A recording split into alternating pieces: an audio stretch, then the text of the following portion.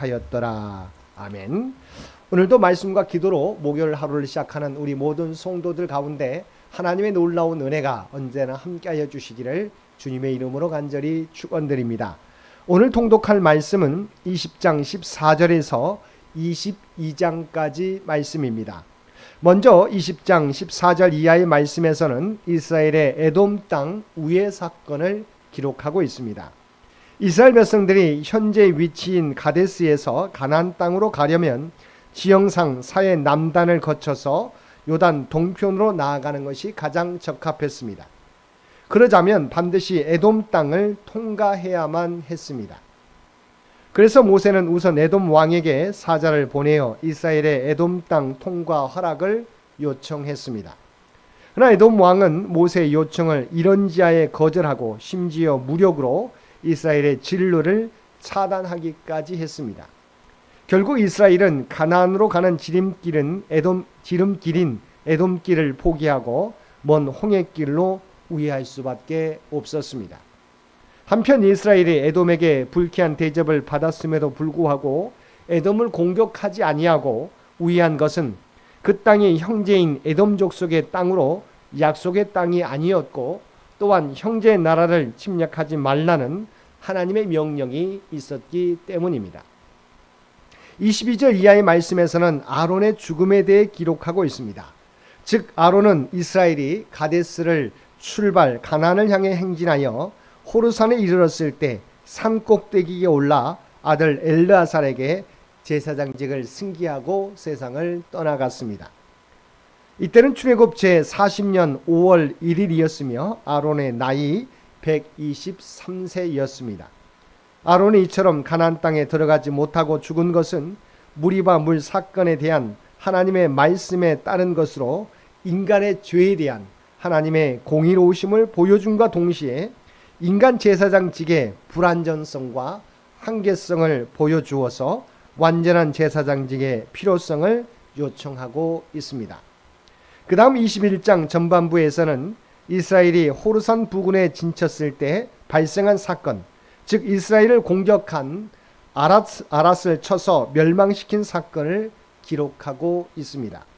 아랏은 가나안 남부 네게부 지역에 위치한 가나안 소국의 하나로 이스라엘이 진행하려고 한 홍해길과는 반대 지역에 위치하고 있습니다. 그럼에도 이들이 이스라엘을 공격한 것은 아마도 이스라엘이 호르산에 진을 치자 과거 출애굽 1세대가 가데스 바네아에서 가나안 정복을 시도했던 것을 기억하고 이스라엘이 과거와 같은 방법으로 또다시 가나안 정복을 시도하리라고 생각했기 때문입니다. 아무튼 과거 자신들의 힘만으로 무모하게 가나안 정복을 시도했다가 가나안 족속에게 패배의 아픔을 맛보았던 이스라엘은 이번에는 하나님의 도우심을 의지함으로 아랏을 쳐서 멸망시켰습니다. 이것은 가나안 정복의 가능성을 예시해 주는 것으로서 똑같은 일도 하나님을 의지할 때와 의지하지 않을 때 엄청난 차이가 있음을 이스라엘에게 가르쳐 주시고 있습니다. 4절 이하의 말씀에서는 불뱀과 놋뱀 사건을 기록하고 있습니다. 에돔이 이스라엘의 영내 통과를 거절한 것과 관련이 있는 사건입니다. 이스라엘 백성들은 가나안 땅이 점점 가까워오자 마음이 조급해졌고 또한 긴 여행으로 인해서 지쳐 있었습니다. 이런 상황에서 에돔이 이스라엘의 영내 통과를 거절해서 가나안으로 가는 편하고 빠른 길 대신에 척박하고 먼 홍해길로 돌아가게 되자 이스라엘 백성들은 다시금 하나님과 모세를 원망하고 나섰습니다. 이에 하나님께서는 불뱀을 보내어 그들을 징벌하셨습니다. 이에 대하여 백성들이 모세에게 중보 기도를 요청하자 모세가 하나님께 기도할 때 하나님께서 모세의 기도를 들으시고 놋뱀을 만들어 그것을 쳐다보는 자마다 구원을 얻게 하셨습니다. 이 불뱀 사건은 하나님의 은혜 없이는 하나님 앞에서 다 죽을 수밖에 없는 모든 인간의 불안정성과 사악한 본성을 보여주고 있습니다. 또한 하나님께서 불뱀으로부터 구원 얻는 방편으로 주신 놋뱀은 우리가 죄와 사망에서 구원 얻을 수 있는 방편이 되는 그리스도의 십자가 사건을 예표합니다. 하나님을 원망하여 불뱀 재앙을 당했던 이스라엘 백성들이 하나님의 은혜로 구원받은 뒤 가나안 행군을 계속해서 모압 들에 있는 비스가 산 정상 가까운 곳에 도달하게 되었습니다. 바야흐로 이스라엘 백성들은 가나안 땅이 건너다 보이는 요단강 동편 땅에 도착한 것입니다. 한편 이스라엘 백성들은 가나안 땅에 입성하기까지 약 6개월 동안 이곳에 머물면서 체제를 정비하고 주변 국가들을 정복하며 모세로부터 신명기 설교를 듣게 됩니다.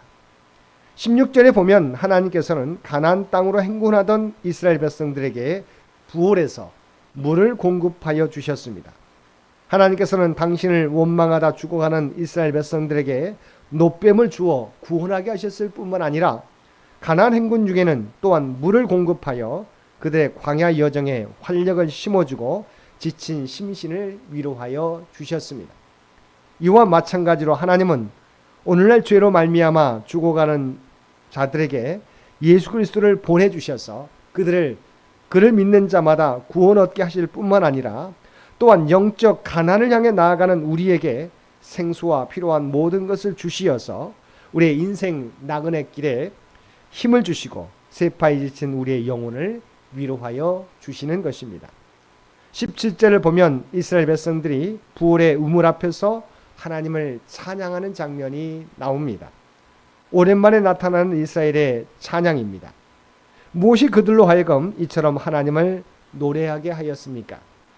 비록 여전히 힘든 광야의 길을 가고는 있지만 눈에 보일 정도로 지척에 있는 가나안 땅과 부올에서 베푸신 하나님의 은혜로 말미암아 그들 가운데 소망이 생겨났던 것입니다.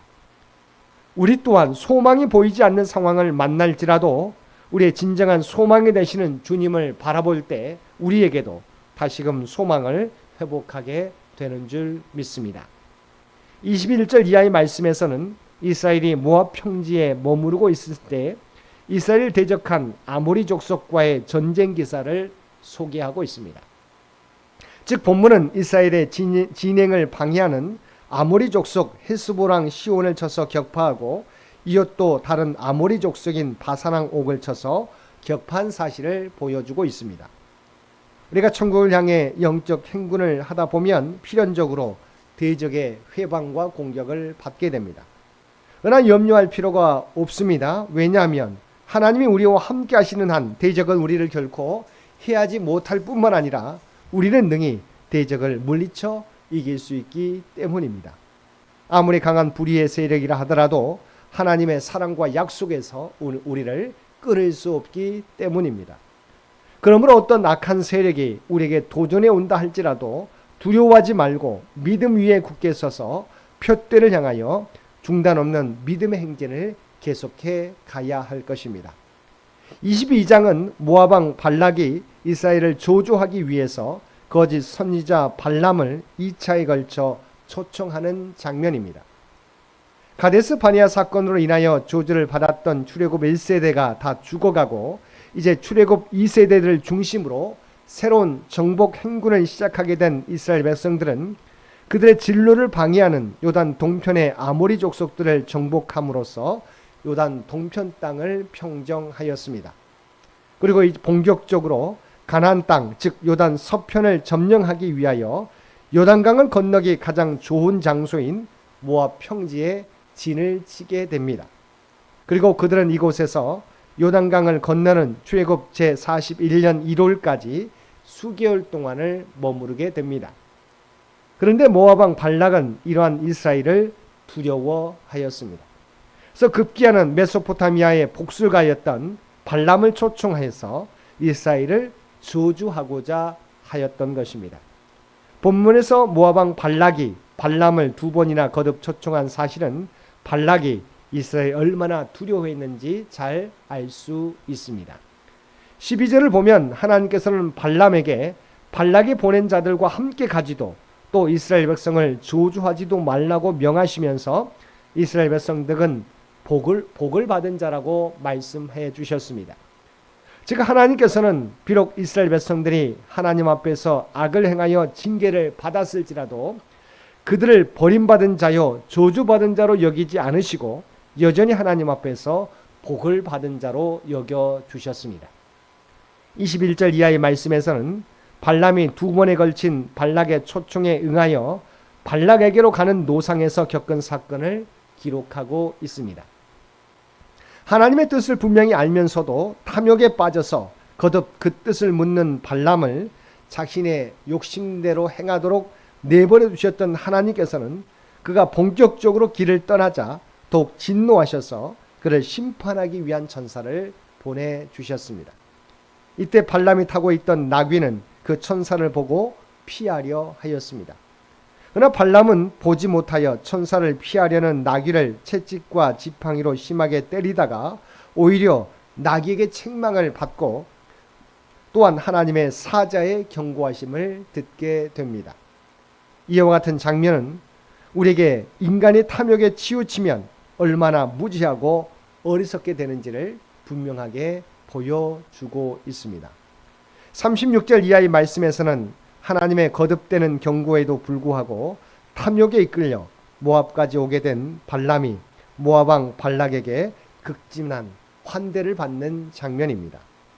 발락은 발람을 맞이하기 위하여 모압의 국경인 아르논에까지 나아가 영접을 하고 그를 존귀케 해줄 것을 재차 약속해 주었고 또 소와 양을 잡아 대접하는 등 발람의 환심을 사서 그로 하여금 이스라엘을 확실하게 저주하도록 하기 위하여 안간힘을 썼습니다.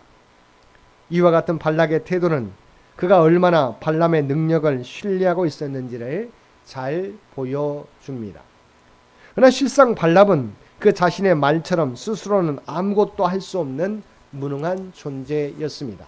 오직 하나님만이 생사화복의 주관자가 되시는 것입니다.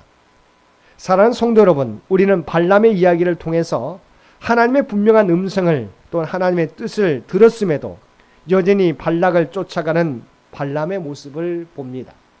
이 모습이 죄악인 줄을 알면서도 계속해서 세상을 따라가는 우리들의 모습을 보여주는 것 같습니다. 이제는 아무리 우리 눈에 세상의 이익이 보일지라도 죄라는 것을 알게 되면 그것을 가까이 하지 않는 저와 여러분들 되시기 바랍니다. 오직 복의 근원 되시는 주님을 바라보며 죄의 유혹을 떨쳐버리고 오직 하나님의 말씀만을 따라 살아가는 저와 여러분 모두가 되시기를 주님의 이름으로 간절히 축원드립니다. 함께 기도드리겠습니다. 사랑과 은혜가 충만하신 아버지 하나님, 우리가 주님을 의지할 때 하나님께서 우리에게 예비하신 복을 허락해 주실 줄 믿습니다. 우리로 하여금 조그만 어려움 때문에 주님을 원망하거나 낭망하는 저희들 되지 않게 하여 주옵소서. 언제나 주님을 바라봄으로 하나님께서 책임져 주시는 인생을 사는 저희 모두가 되게 하여 주옵소서. 오늘도 이 나라 이 민족과 함께해 주시고 우리를 이 민족을 인도하여 주시기 원합니다. 또한 백주년을 준비하며 나아가는 창현재단의 모든 기도와 봉사와 헌신을 기억하여 주시고 하나님의 뜻대로 인도하여 주옵소서. 특별히 올로 장로님을 비롯한 모든 창현의 가족들 눈동자와 같이 지켜주시며 환우들 가운데 하나님의 놀라운 치유와 회복의 역사를 나타내 보여주시기 원합니다. 경제적으로 어려움 당하는 자에게 아버지 하나님 그들에게 필요한 은혜를 날마다 허락하여 주옵소서. 우리의 사랑하는 자녀들 무엇보다도 하나님을 아는 지혜를 허락하여 주시며 그들에게 주신 꿈과 비전을 향해 준비해 가게 될 때 하나님 동행하여 주시어서 그 꿈과 비전을 이루게 하여 주시옵소서. 특별히 아버지 하나님 내일부터 시작되는 설 연휴 가운데 함께하여 주시어서 아버지 하나님 설을 맞기 위하여 오고 가는 모든 교통편을 눈동자와 같이 지켜주시어서 안전하게 고향을 찾고 돌아오는 모든 주의 백성들 되게 하여 주옵소서. 또한 우리가 이 땅을 살아가게 될 때 하나님의 백성이라고 하는 정체성을 잃어버리지 않게 하여 주옵소서. 우리가 서 있는 삶의 자리에서 그리스도의 향기를 나타내며 살아가는 우리 모두가 되게 하여 주옵소서. 이 모든 간구 우리를 구원하여 주신 예수님의 이름으로 간절히 기도드리옵나이다. 아멘.